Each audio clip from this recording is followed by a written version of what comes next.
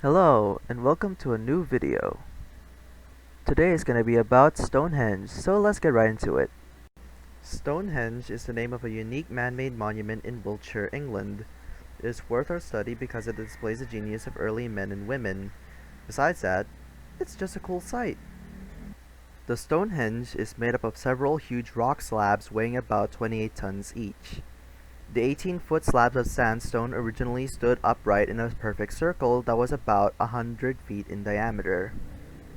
On the inside of that circle were some smaller blue rocks, also standing in a circle, and inside that circle were even more rocks. These inner rocks were placed in the shape of horseshoes. The amazing thing about the structure is the mystery of how men could have moved rocks that size without modern equipment. It is believed that some rocks were carried from as far as 300 miles away. Others came from just 17 miles. They may have been carried by sleds or even glaciers to get them there. The enormous rocks were not only set upright, but were also capped off by other rock slabs on the top.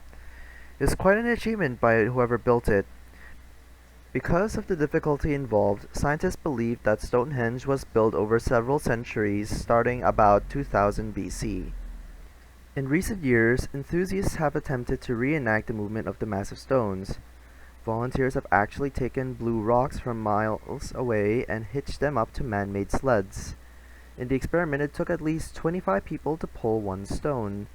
The stones were also floated on remakes of ancient boats. In transit, one of the huge blue slabs plunged right into the sea.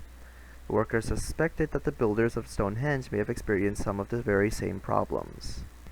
Another feature of Stonehenge is the position of the stones.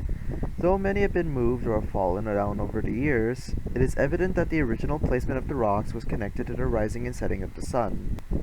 The rocks are also positioned accurately to measure the moon and the seasons. Certainly some very intelligent minds were involved in the layout of these huge rocks. We call these huge rock structures megaliths, which is just another name for huge rocks. There are many megalithic structures around the world. In France, there are the standing stones of Karnak, about 3,000 stones lined up for nearly 5 miles across the countryside. There are also stone structures in Asia, Africa, and India, and on Easter Island in the Pacific Ocean. Though built at different times and in different formations, the megaliths are hauntingly similar.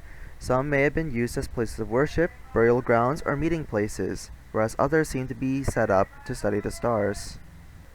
All of them reflect that early man wanted to be remembered and that he was pretty smart.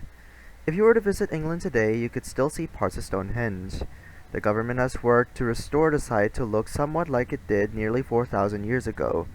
It would be a neat experience to touch something almost as old as Noah's Ark and to see the work of people who wanted us to remember them. And that about wraps up the Stonehenge. See you next time for Lesson 11.